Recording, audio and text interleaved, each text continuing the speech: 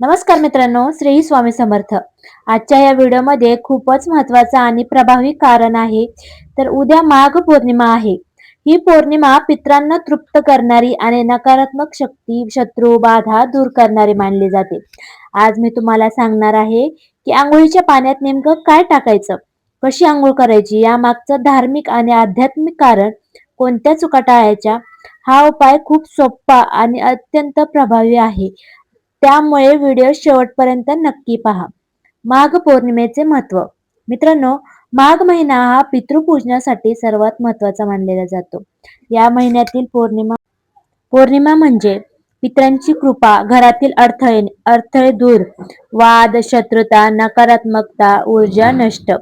असं मानलं जातं की माघ पौर्णिमेला पाण्यात केलेला एक छोटासा उपाय वर्षभर चालणाऱ्या समस्यांवर उपाय ठरतो.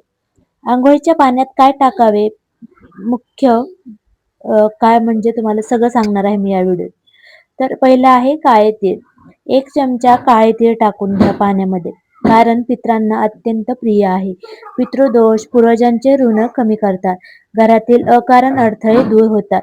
गंगाजल असल्यास 5 ते 6 थेंब गंगाजल टाका, कारण शरीर आणि मन शुद्ध होते, नकारात्मक ऊर्जा नष्ट होते, पितृ तृप्त होतात. गंगाजल नसेल तर स्वच्छ पाणीही चालेल. तर तिसरं आहे मीठ. खडा मीठ किंवा सेंधव मीठ 1 चिमूट टाकायचं आहे, कारण वाईट नजर, शत्रुबाधा, नकारात्मक शक्ती दूर होतात. चौथा आहे तुळशीची पानं. तुळशीचं जल, 1 तुळशीचं पान किंवा 2-3 थेंब तुळशी जल, कारण दैवी संरक्षण, घरात सकारात्मकता, पितरांचा आशीर्वाद हे सर्व आपल्याला पाण्यात टाकल्याने मिळते. अंघोळ कशी करावी? सकाळी सूर्योदयापूर्वी उठावे किंवा सूर्योदयानंतर. आधी देवाचं आणि पितरांचे स्मरण करा.